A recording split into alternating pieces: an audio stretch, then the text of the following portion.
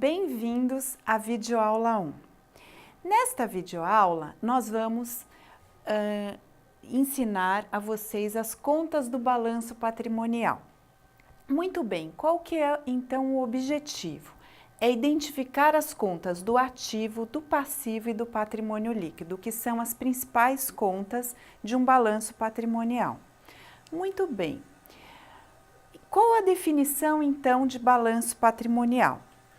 O balanço patrimonial relata a posição financeira da empresa em uma data específica, ou seja, o saldo das contas da empresa em uma data. É como se fosse um extrato de conta corrente, onde você tem o extrato o saldo da sua conta naquele extrato, naquele dia.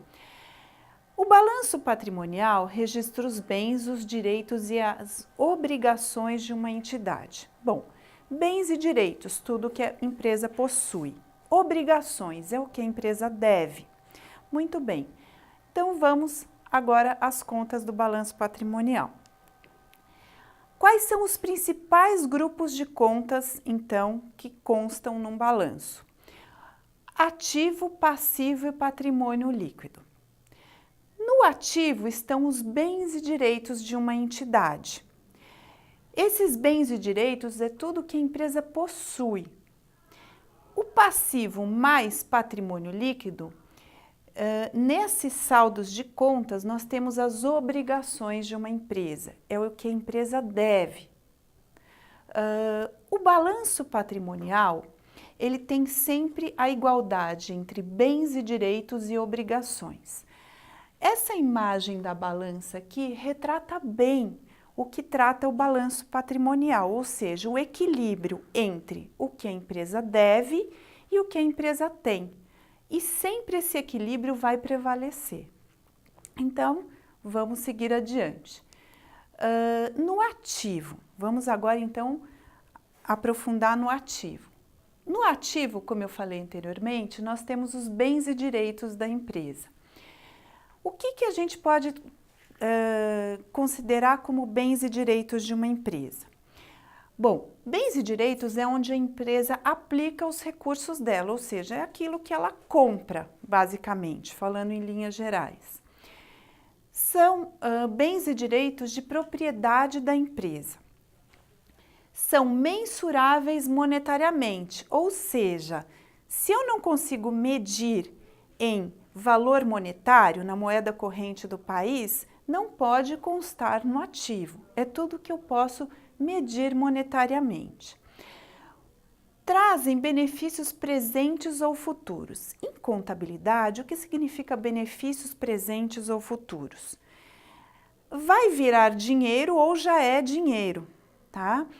Ou já é caixa ou vai virar caixa em algum momento futuro. Muito bem, então essas são as características gerais das contas do ativo. Então vamos agora entender os dois principais grupos de contas que tem no ativo. Ativo circulante e ativo não circulante. O que diferencia o ativo circulante do ativo não circulante? Vamos lá. Primeira coisa, o prazo de vencimento, tá? No circulante, são todos os bens e direitos da empresa que vão virar caixa até um ano, 365 dias. Após um ano, nós temos os ativos não circulantes. Então, vamos supor, um cliente que deve para uma empresa e se compromete a pagar em um mês um valor de R$100. Esses R$100 vão ficar registrados aqui no ativo circulante. Se esse cliente se comprometeu com a empresa em pagar em 375 dias, vai ultrapassar um ano, portanto, vai ficar registrado no ativo não circulante. Portanto, a divisão entre ativo circulante e ativo não circulante é o prazo de vencimento dos bens e direitos da empresa. Nós vamos agora às principais contas do ativo circulante. Quais são elas? O que geralmente, a gente encontra no ativo circulante? Caixa e equivalentes e aplicações financeiras, ou seja, aquilo que já é dinheiro e a empresa pode retirar a qualquer momento na conta corrente dela. Contas a receber é aquilo que os clientes devem para a empresa e que se comprometem a pagar até o prazo de um ano. Pode ser 20 dias, um mês, 180 dias, até 365 dias. Estoques. Estoques, na verdade, não vem com prazo de vencimento. Mas como a empresa tem intenção de vender rapidamente os estoques, eles ficam cadastrados no ativo circulante. Adiantamento aos fornecedores. O que são os adiantamentos a fornecedores? Geralmente, quando a empresa antecipa o pagamento a um fornecedor para ele fornecer futuramente algum bem para a empresa, por exemplo, fornecedores de matéria-prima. Se a empresa adianta um valor para depois de um mês, 2 meses, o fornecedor entregar o material, então ele fica registrado aqui no ativo circulante. Outros ativos circulantes são outras contas que vão vencer até um ano e que a empresa irá receber um valor em cima desses ativos circulantes. Ativo não circulante. Quais são as principais contas do ativo não circulante? Realizável a longo prazo, ou seja, contas a receber que vencerão depois de um ano, após 365 dias. Investimentos, esses investimentos, o que são? Participações em outras empresas. Muitas vezes uma empresa participa em outras empresas, tem ações de outras empresas ou é sócia em outras empresas. Nesse caso, eles ficam registrados aqui no ativo não circulante.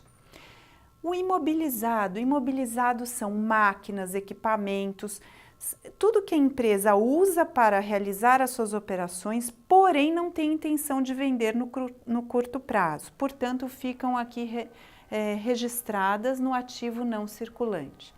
Intangível são marcas e patentes da empresa, direito de uso de softwares, são bens que não são corpóreos, são intangíveis e também ficam no ativo não circulante. Agora, eu vou fazer um exercício aqui para a gente treinar os conceitos que eu falei sobre ativo, tá? Então, nós vamos classificar as contas que vão fazer parte do ativo dessa empresa, a companhia XYZ. Essas contas são do dia 31/12/2012 e nós vamos entender quais delas fazem parte do ativo. Muito bem. Então, vamos ao caixa primeiramente. Então, a empresa tem aqui registrado um caixa de R$ 1.800. Caixa é o dinheiro que a empresa tem no banco, geralmente. Este valor pode ser considerado, sim, um ativo, certo? Então, esses R$ 1.800 faz parte dos bens e direitos da empresa. Fornecedores, reparem que aqui não é adiantamento a fornecedores, são contas que a empresa tem a pagar para fornecedores. Portanto, este item de R$ 4.000 não pode ser cadastrado no ativo. Vamos ao capital social. O capital social também não é um bem da empresa. É o valor que os sócios investiram na empresa, portanto, está fora dessa classificação de ativo. Máquinas sim. Máquinas são bens que a empresa possui, para quê? Para poder realizar suas operações. Portanto, como se trata de bens, está dentro do ativo. Então, no valor de R$ 3.000, aí as máquinas vão fazer parte do ativo da empresa. Estoques. Estoques são mercadorias destinadas à venda.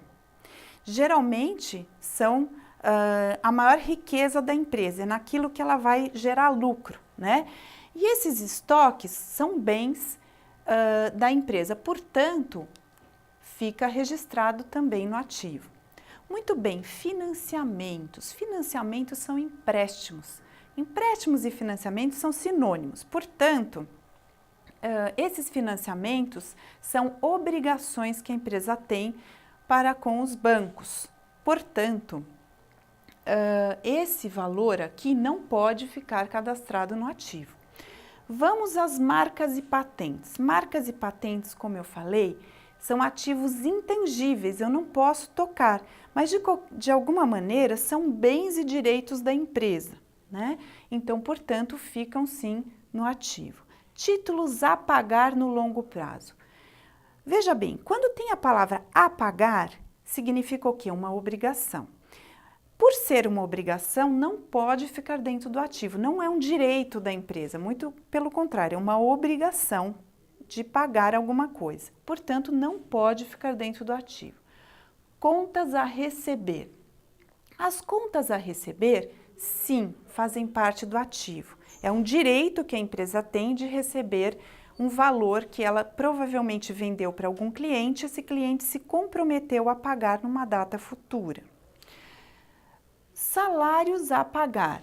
Salários a pagar, como eu já falei, a pagar são obrigações, não pode entrar no ativo. Participações em outras empresas. Participações, sim, é um direito da empresa de participar no lucro de outras empresas, portanto, faz parte do ativo. Contas a pagar não. A pagar já dá a dica para a gente não incluir no ativo. Prédio da sede é um bem da empresa, portanto, sim, faz parte do ativo. Impostos a pagar novamente já elimina esse valor das contas do ativo. Títulos a receber, no caso, é um direito que a empresa tem de receber algum valor no longo prazo. Muito bem, reservas de lucros, né? Muita gente tem dúvidas em relação ao lucro como sendo um bem da empresa, um direito da empresa. Não, nós vamos ver nos próximos slides que isso não faz parte dos ativos da empresa. Por quê? Porque os lucros são a remuneração pelo valor investido na empresa. Portanto, isso daqui pertence aos donos da empresa, não faz parte do ativo da empresa. Então, vamos agora organizar os valores. Ativo circulante, eu havia falado para vocês que são bens e direitos que vão virar caixa até 1 ano. Portanto, vamos verificar aqui quais valores a gente vai colocar no circulante. O caixa, 1.800. Contas a receber, como não está especificando que é de longo prazo, vai ficar no ativo circulante. Estoques é aquela mercadoria que a empresa tem intenção de vender no curto prazo. Agora, no não circulante, nós classificamos no realizável a longo prazo os títulos a receber no longo prazo, nos investimentos a participação em outras empresas, no imobilizado nós temos o prédio da sede e as máquinas, e no intangível marcas e patentes. Muito bem, o valor total do ativo circulante, portanto, ficou em 11.700 e do ativo não circulante 24.520. Bom, agora nós vamos falar do passivo exigível. Como nós podemos definir, então, o passivo exigível? Bom, primeiramente, são fontes de recursos da empresa, ou seja, vamos pensar no empréstimo que a empresa faça em determinado momento. Ela vai ter que pagar isso futuramente, ou seja, vai ser exigido, é um passivo, é uma obrigação. Por quê? Porque foi uma fonte de recursos, ou seja, de dinheiro que entrou na empresa. Vamos pensar nos salários a pagar dos funcionários. Isso é um passivo, é uma obrigação que a empresa tem com os funcionários. E esses funcionários são fontes também de recursos da empresa, recursos humanos. Portanto, no passivo exigível, nós temos fontes de recursos. São obrigações com data de vencimento. Data de vencimento é muito importante para classificar o passivo exigível, ou seja, na data de vencimento, essa dívida que a empresa tem com fornecedores, com funcionários, com bancos, será exigido o pagamento, certo? Senão a empresa pode ter problemas de inadimplência. E no passivo exigível nós temos valores que são mensuráveis monetariamente, certo? Por quê? Porque se eu não conseguir avaliar monetariamente, eu não posso lançar este valor no passivo exigível, certo? Então, todos os valores que tem, não só no passivo exigível, mas como no balanço patrimonial também, nós temos que medir em valor de moeda corrente. Vamos entender quais são agora as principais contas do passivo exigível. Novamente, nós temos o passivo circulante e não circulante, ou seja, novamente o prazo é determinante para diferenciar contas do passivo circulante e do não circulante. No circulante, nós temos aquelas contas que vão vencer até um ano, ou seja, 365 dias. As contas que vencerem após um ano vão para o passivo não circulante. No passivo circulante, então, obrigações com pagamento exigido até um ano e no passivo não circulante, obrigações com pagamento exigido após um ano. Muito bem. Como nós podemos identificar as principais contas do passivo circulante, então? Bom, primeiramente, fornecedores. Fornecedores geralmente são aqueles fornecedores de matéria-prima da empresa ou de materiais que a empresa vai revender. Salários são aqueles valores que a empresa deve pagar aos seus funcionários. Contas a pagar. Aqui tem contas diversas, geralmente contas de luz, de água, de aluguel são lançadas aqui no contas a pagar. Empréstimos e financiamento. Geralmente as empresas precisam captar recursos junto a bancos para financiar as suas atividades. Então, esses empréstimos e financiamentos que vencem até um ano são cadastrados no passivo circulante. E outros passivos circulantes. Essas são, então, as principais contas que estão dentro do passivo circulante. Muito bem, agora nós vamos verificar quais são as contas do passivo não circulante. Então, vamos lá. Bom, nós temos os empréstimos e financiamentos que vencerão após um ano. Títulos a pagar, títulos diversos que a empresa tem a pagar, que geralmente não ocorrem com bancos. Esses pagamentos geralmente são títulos com terceiros, que a empresa deve pagar após 365 dias. E outros passivos não circulantes. Muito bem. Então, recapitulando, passivo não circulante são obrigações com pagamento exigido após um ano.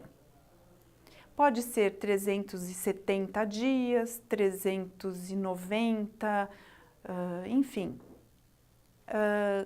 São datas que são obrigações que vencerão após um ano e que a empresa deve pagar e será exigido o pagamento. Muito bem. Agora, nós vamos voltar aqui para a nossa companhia XYZ para os saldos das contas de 31/12 de 2012. E vamos, nesse grupo aqui, nesses itens, nós vamos identificar quais contas são do passivo e vamos depois organizar essas contas numa outra tabela. Então, vamos lá. Caixa. Bom, caixa nós vimos que faz parte o quê? Do ativo da empresa, portanto, está fora. Fornecedores sim, fazem parte das obrigações da empresa para aqueles fornecedores que entregaram matéria-prima e a empresa deve pagar em algum momento esses fornecedores. Capital social faz parte de outro grupo de contas. Ele não tem geralmente uma data de vencimento, então nós não podemos classificar em passivo exigível. Não é exigido o pagamento do capital social. Máquinas nós já vimos que faz parte dos bens e direitos da empresa.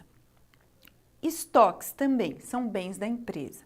Financiamentos de longo prazo, sim, daí são empréstimos que a empresa fez com bancos e deve pagar no longo prazo. Marcas e patentes nós vimos que faz parte do ativo, então tá fora. Títulos a pagar, olha a dica aqui, a pagar. Portanto, será exigido o pagamento, então faz parte do financiamento da empresa, ou seja, das fontes de recursos da empresa, certo? Então, sim, faz parte do passivo. Contas a receber. Contas a receber nós vimos que faz parte do ativo da empresa.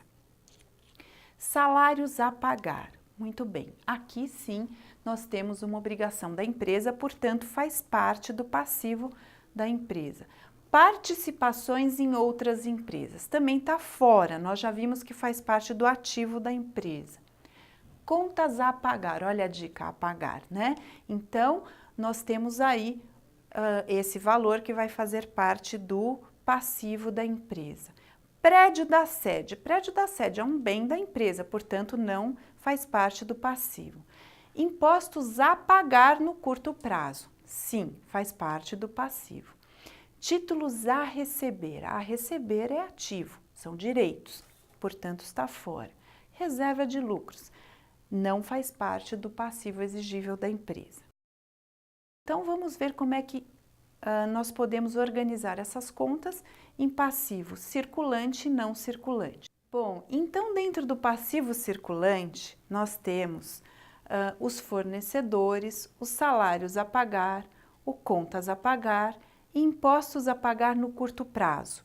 O valor total que totalizou o passivo circulante, 12.500. Muito bem, no passivo não circulante nós temos os financiamentos de longo prazo e os títulos a pagar no longo prazo. Lembrando que longo prazo na contabilidade é após um ano. O valor total, então, no passivo não circulante ficou em 10.320. O passivo exigível da companhia XYZ na data de 31/12/2012, ficou então em 22.820, composto pelo passivo circulante de 12.500 e pelo passivo não circulante no valor de 10.320. Muito bem, agora nós vamos entender as contas do patrimônio líquido. Patrimônio líquido. Então, como que nós podemos identificar essas contas? Também são fontes de recursos. Porém, são obrigações sem data de vencimento, são não exigíveis. Essa é a grande diferença entre as contas do patrimônio líquido e as contas do passivo exigível, ou seja, não tem data de vencimento. Geralmente, nessas contas fica um capital próprio da empresa, ou seja, o dinheiro dos sócios ficam registrados nessa conta. E são valores também mensuráveis monetariamente. Eu tenho que avaliar em moeda corrente do país para poder lançar esses valores dentro do patrimônio líquido. Muito bem, então vamos entender como é que funciona essa dinâmica do patrimônio líquido.